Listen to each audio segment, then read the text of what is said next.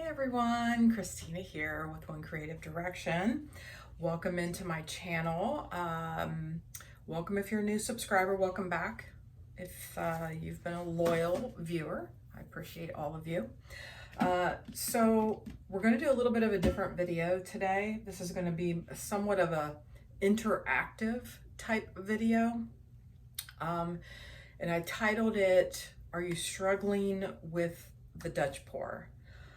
So if that's you, then this video is specifically to address the struggles that you may be having with the Dutch pour. So what we're going to do is I am going to go through every step with you from start to finish regarding the Dutch pour.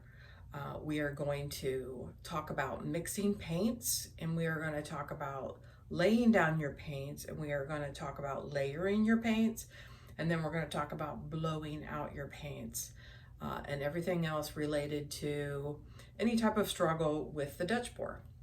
So I'm going to change my clothes, put on something that already has paint on it, and I'm going to be back. And the first thing that we're going to do is we are going to mix, and we're going to do this together.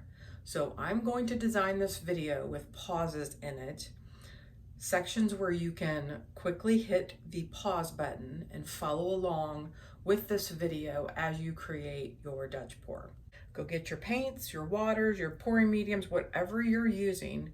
This isn't specifically for one type of pouring medium, so we'll talk about all of that. So go get your stuff and meet me back here in a few minutes. Okay, everyone, we are ready to mix some paint. So hopefully you have all your supplies prepared and accessible to do this with me. Again, all you have to do is pause the video at every interval until you catch up. But I'm going to try to cover as much information as I possibly can that will help you. Okay, so mixing for Dutch pour. There is no right or wrong answer. I get a little frustrated when I see a lot of folks in the Facebook groups for fluid art ask questions about Dutch pour, and the standard answer is always whatever that artist does. I try to approach everything that there's no one correct answer. There are many ways to do all these techniques that we do. So we have to choose what's best for us. So I'm going to try to address or cover as much as I can. The only thing I'm not going to include in this is ready to pour paints, because I don't feel that they're the correct consistency to, I guess, properly do a Dutch pour or successfully do a Dutch pour. I feel like those are designed more for a cup pour. So today we're going to mix paint and water only. And I'm going to share with you some things to keep in mind.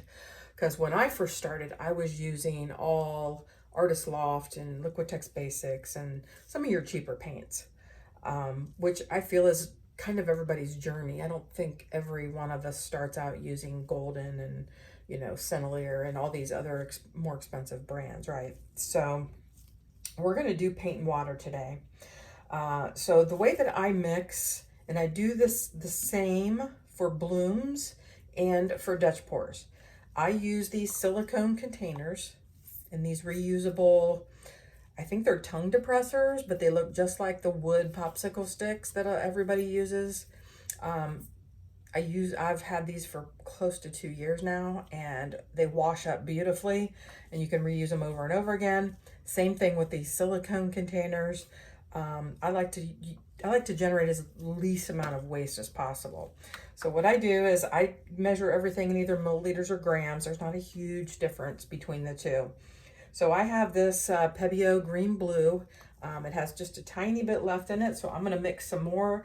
And if I mix more and I put it in a container that I've already used, I usually try to clean it up before I do that, before I add any more paint. So I've already done that. And I use distilled water. I feel like if you're going to pre-mix and that paint's going to sit in those bottles or containers or whatever for any extended period of time, longer than 2 or 3 weeks, I feel like it's best to use distilled water from everything that I've learned, okay? Again, we all have to make our own decisions. So I use distilled water and I put it in this bottle so I don't have to pour it out of the gallon. So we are going to mix this Pebeo paint. And one thing you want to keep in mind when you're mixing paint and water only is what the water threshold is for that paint, right? And your more expensive paints are higher pigmented, so they can take a little bit more water than your craft paints. Your craft paints are really, really thin, and therefore they don't need a lot of water, but they will break easy because they don't have the binders that your more expensive paints have. That's why you can get away with paint and water on your more expensive paints. And I usually do 35 to 40. So I put 35 in there. And to me, there's no magic number on how much water I'm going to add. It's all about the consistency, right? And once you do this for any extended period of time, it will become second nature. But that's why we're going to go over this today. So hopefully you're following along. You don't have to do the same exact amount as me. You're welcome to do that. I just happen to do a lot of Dutch pours. So maybe you just want a little bit of paint, so you can just, reduce that amount that you start with. So we're going to add water. And when you're doing paint and water, you want to add a little bit at a time. Okay. So I'm going to add 5, or approximately 5. It doesn't have to be exact. And I'm going to make this, and I'm going to just really mix it up. And usually when I mix, I do this. I just I don't stir. I just kind of do this. Okay. And I try to get it into a paste. Okay. And you never want to add a lot of water all at the same time when you're doing this. You want to add a little bit at a time, especially when you're getting closer to your consistency that you're looking for. You only want to add a little bit at a time. When I first start, I'll add 5 or 6 at a time, which is what I'm doing now. And I usually try to integrate that really well before I stir. Now, if you are using the Floetrol method or any other pouring medium, when I go that route, I do the pouring medium before the water. And then I would have a standard amount. Like if you look at the ratio that Canella uses, there's a ratio. I can't even remember what it is. Honestly, I haven't mixed my paints like that for over a year. I honestly don't remember what that consistency or that rate is for the Floetrol. But I have mixed with pouring mediums before in the Dutch pour, and I always try to add the water last, because ideally you want to add as little water as possible, because the more water, the more you break down the binders in the paint. Okay, so we're at about 15 or so. And typically you're shooting for some of your paints, like golden, you can take up to 50%. We'll take up at 50% water. Some of your cheaper, less pigmented paints, you can add like 25 or so percent. Pebeo, I know the consistency, so I'll just keep adding. But since I measured that before we started mixing, when I get to the correct consistency, I will let you know how many milliliters of water I added. But I'm adding just 5 at a time. And I started with 35. I'm at 52 right now. And I'm going to show you the consistency is still really thick, right? It's still really thick. So we're going to continue adding water. You have to forgive the noise in the background. I am not sure what is going on at my neighbors. They've been outside talking very loudly for quite some time now. I was trying to put off mixing until they were done, but now I hear some motorcycles revving up. And as your paint gets thinner, it's a lot easier to mix that water in. Now it sounds like they have a chainsaw. It is dark outside and they have a chainsaw. Awesome. Apologize, everybody. Okay, it's getting a little bit thinner. We've added about less than 30 milliliters of water. And for Pebeo, I've added as much as like 45 or so %. This should probably get us really close to where we need to be consistency-wise. I am not really sure what is going on, but it is Saturday night at almost 9 o'clock and they just started to chainsaw. So, I'm not sure what's going on. It's getting close to Halloween though, huh? All right, so let me show you where we're at now. You can see that it's definitely getting a lot thinner, right? Now, are we at the consistency that I like for my Dutch pours yet? We are almost there.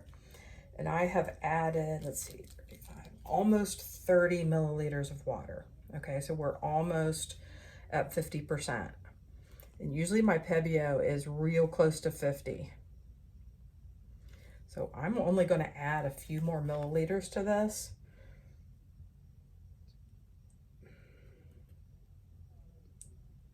Because I feel, yeah, we've added about 30 total. And that could potentially be our winner. And I'm going to try to get this as close to the camera as possible so you can see this. Now, when I first started, and maybe this is something that you might want to try, you can see I'm constantly moving the paint off of the stir stick because you want to make sure that you get all the paint mixed, right? You want to make sure it's thoroughly mixed. I feel like the better, you know, it's mixed. You don't want chunks in there. All right, so let me see where we're at now. Put this up to the camera. See how it runs off the stick? Now I'm still seeing a little bit of a little bit more of a mound than I would like in there. I don't really like them that thick. I want them just a little bit thinner. So we're gonna add a few more milliliters. All right, that's 2 more. When you get to this point, every little millimeter makes a big difference, right? When you get this close to what you want. There are some consistency charts out there, and I actually have one that I made, and it was based off of one, I'm trying to think what the name of that website was. And I made my own because I think there's only had like 10 on one piece of paper, and I made it so there was like 20. I mean, I more than doubled it, I think, because I felt like it was just a huge waste of paper. Okay, now this is closer to the consistency that I am looking for, and we have added 34 grams, so just under 50%. Okay, so I'm going to show you what this looks like. Get my, all right, let me get it in place here. See how it rolls off, goes in. I'm going to add just a tad more, actually. Okay. All right. And then what I do, when I get it all mixed from the silicone container, oh yeah, that's perfect. So that was a total, yeah, that didn't really add any. It was still 34, and that's just about perfect. All right, let me see if I can get it this good on the camera. Can you see that? It should flow off the stick just like that. And you don't want a big mound. It should be disappearing pretty much immediately. And I will tell you, when you're doing metallics and iridescence, it's a little harder to see that in the cup as you're doing that, right? So from there, I usually just pour these straight into my bottle. And I'm going to turn the camera off because I'm going to let you guys get caught up to where I'm at right now. Now, whether you keep them in a container or something else or a bottle, that's completely, your option. But I'm going to pour this in here and I'll be right back. I'm going to do an Amsterdam paint. And we're going to do the same thing, and I just want to do this for comparison purposes, right? So again, I'm going to put 35 in here.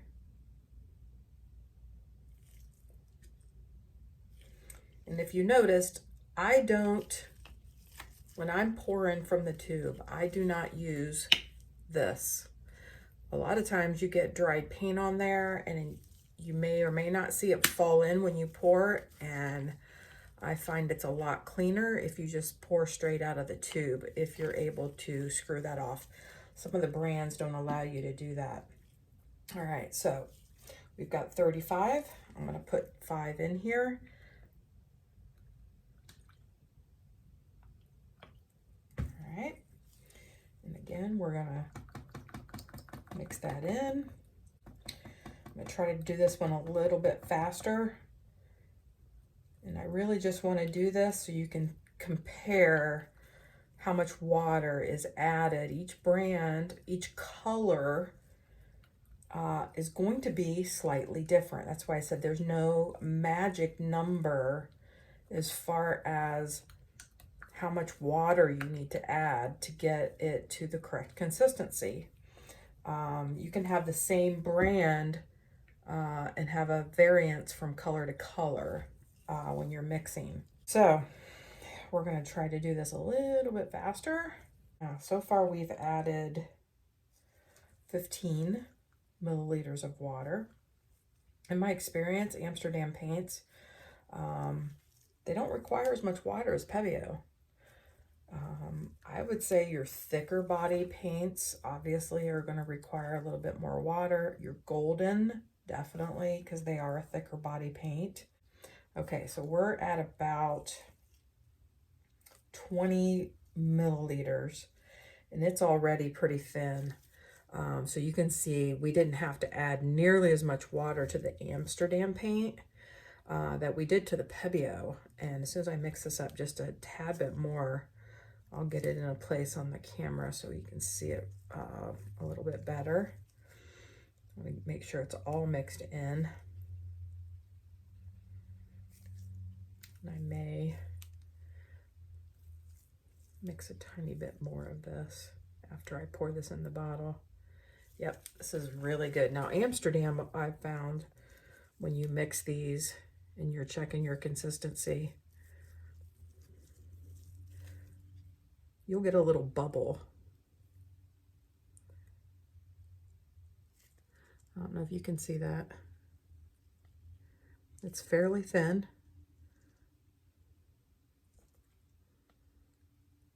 All right, so that looks good. But again, we only added,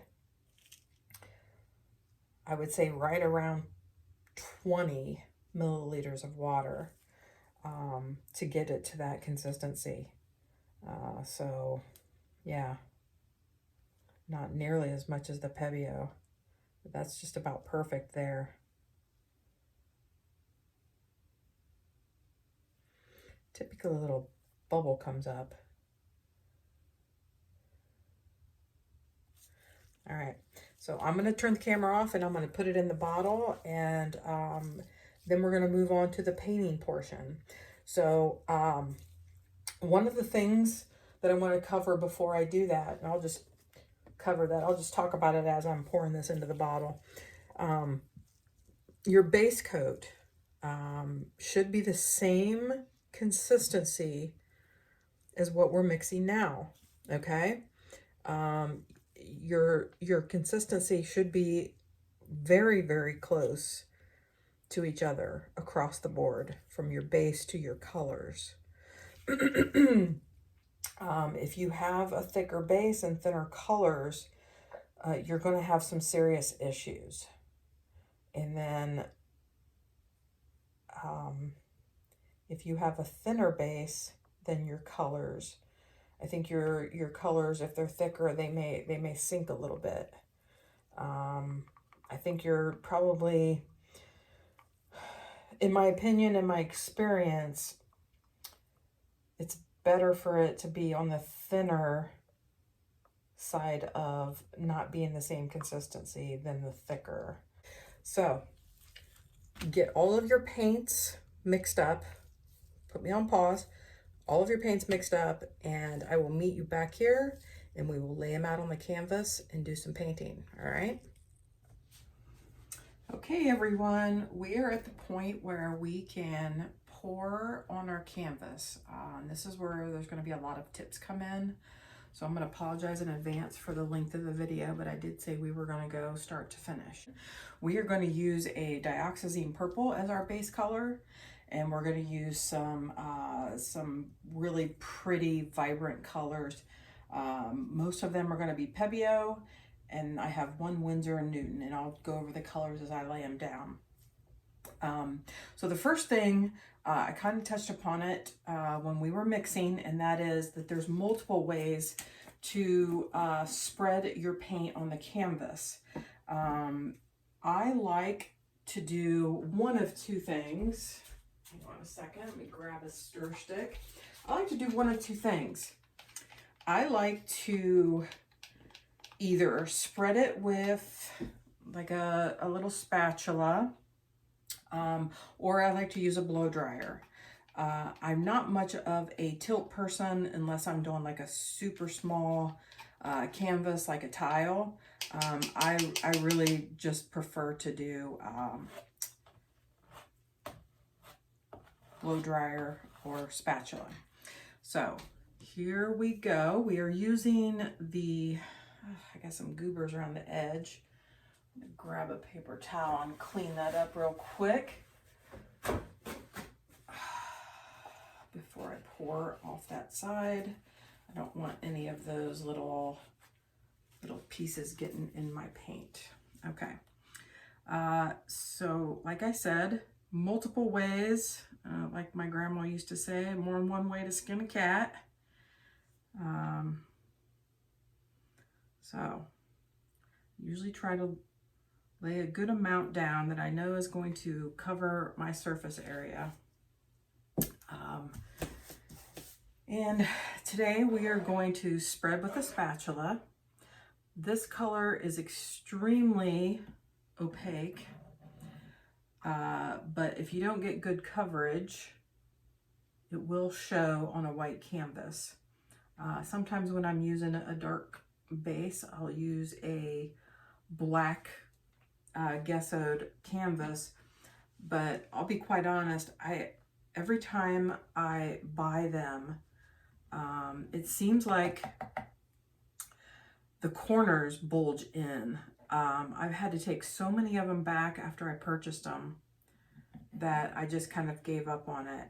So one thing I sometimes do is just take and paint my canvas sides around the edge and then inside the edge a little bit prior.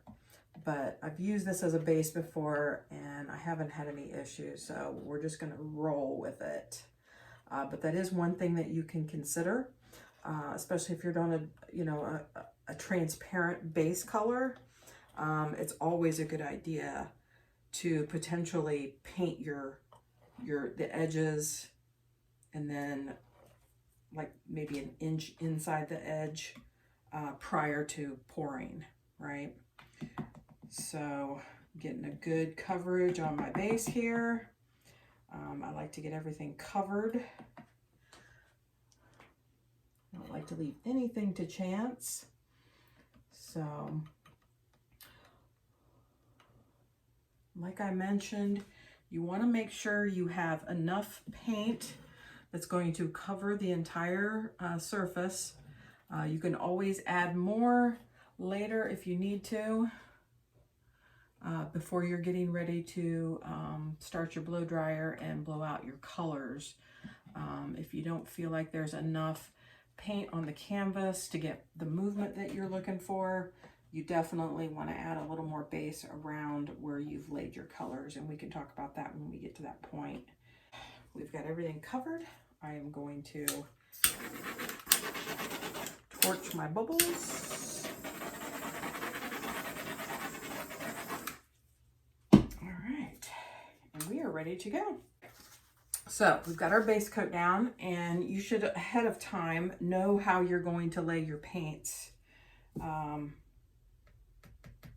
try not to leave it until after I've laid my base coat. So in this instance, all right, so I'm going to lay my paints from corner to corner because I'm going to blow this way and then this way. All right, so let's get started. I'm using mostly iridescent and one opaque. And I take that back, an iridescent metallic as well. So one of the things that you want to keep in mind when you're doing a Dutch pour is you want to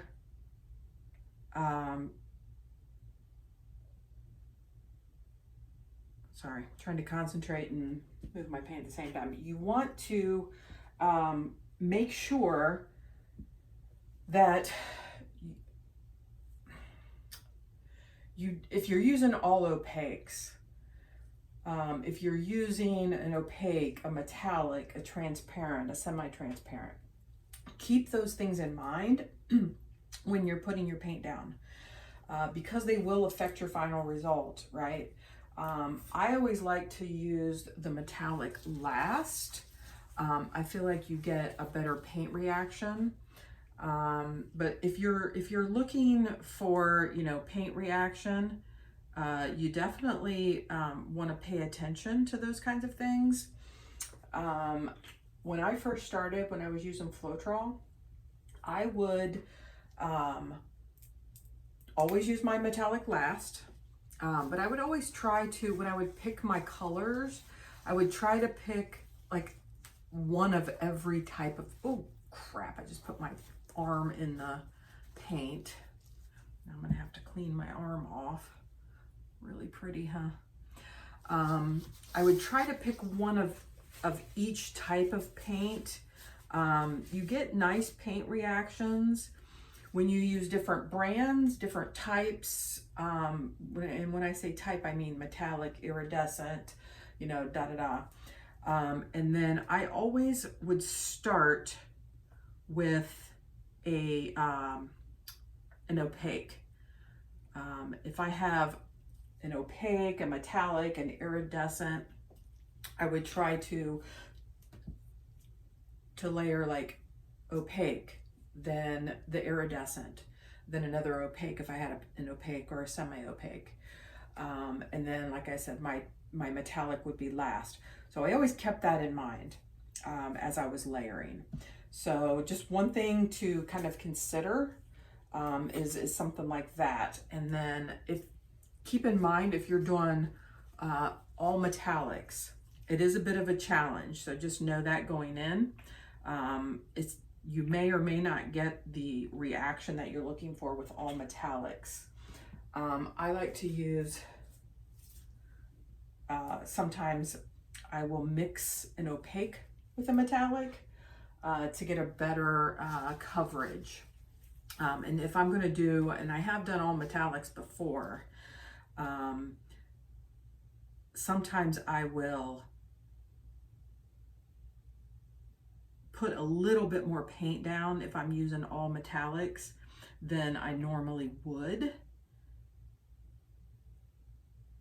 just so you don't get any areas where you don't have paint. I'm trying to be very careful how much of this precious gold I put down. So if you're wondering what my colors were, since I've been babbling about other things instead of sharing what colors I'm using, I have Pebeo iridescent green blue, I have Pebeo violet blue, I have Pebeo iridescent blue green, and I have Pebeo iridescent Precious Gold. And then I threw in a Winsor & Newton Cyan Blue, just to give it a little brightness and to put an opaque in there. I'm trying to make sure I have plenty of paint here in case you haven't. I always second guess myself. I think we're good. I might put a little more blue-green down.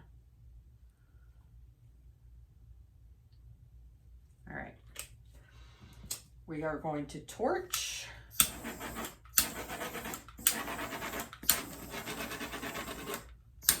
sure I get all my bubbles.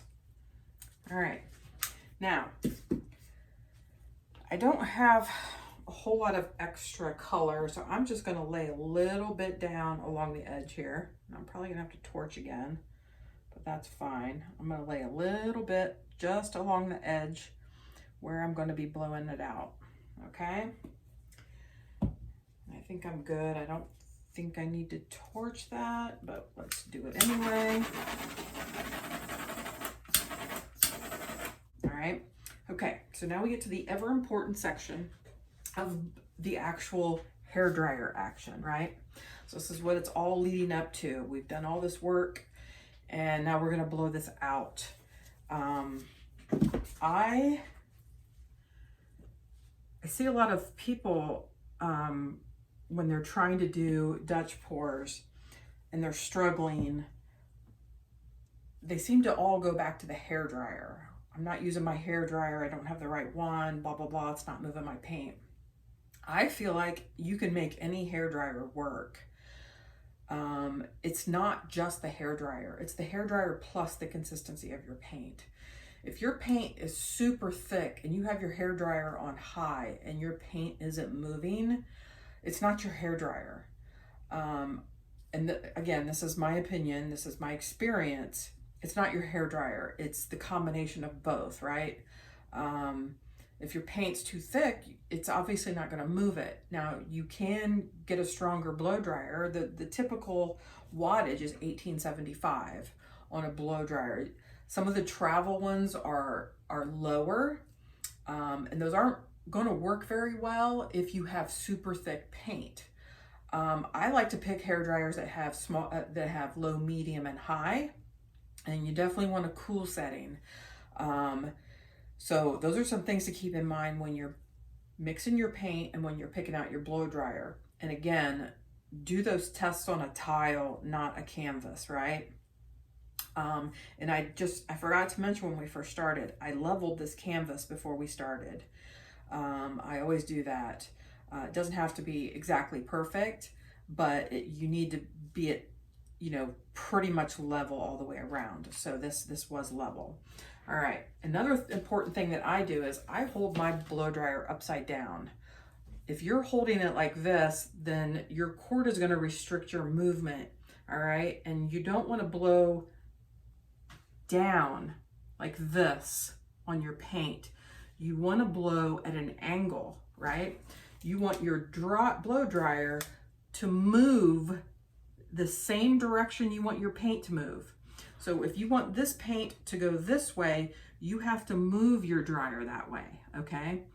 Just pointing it down and hoping it's gonna go somewhere, it's number one, it's gonna blow your paint everywhere without any type of direction from you, and it's gonna potentially muddy your paint. The more you blow over the same area, the muddier your paint's gonna be. Now it's less likely to do that using just paint and water. When you're using Floetrol or a pouring medium, it's gonna muddy faster. So keep that in mind. It's important to know which angle to hold your dryer. And that's why I said I hold my dryer upside down, just like this. I keep my cord out of the canvas with my other hand. So I'm holding the cord with this hand and I'm blowing with this hand because I'm right-handed. All right, and I'm gonna start here and I'm gonna blow this paint this way. That's where I want that paint to go. So I'm probably gonna make a couple of passes, one here and one here, maybe a third. And then I'm gonna move on to this side, all right? And you are moving the paint where you want it to go, all right? So with that being said, we're gonna get started. Watch how my dryer is angled with respect to where the paint is, all right? My dryer is gonna be at about a 45 to, I would say, 45 to 60 degree angle with respect to the canvas. If you're straight on 90, you're gonna have an issue, okay? Because you're blowing down and it's just gonna go everywhere, all right? You blow this way, it's gonna go the direction that you're telling it to go, all right? All right, let's get started.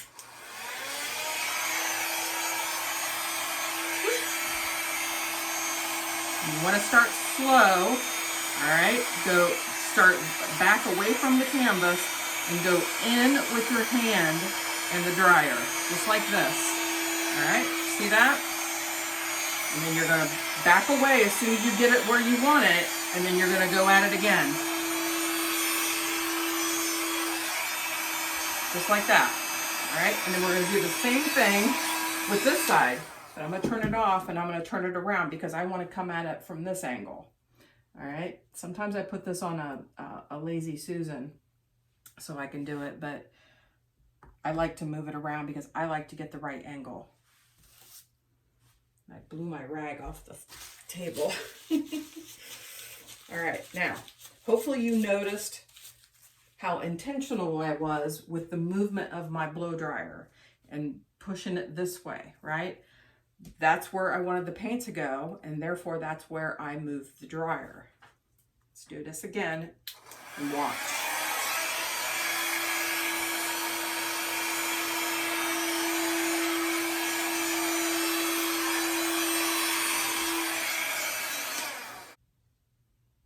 It is really pretty. I gotta tell you, it's really pretty. And I'm going to go grab the camera and bring you over for a close-up so you can see the cell reaction. Okay, here is the finished blowout. So you can see the cell reaction.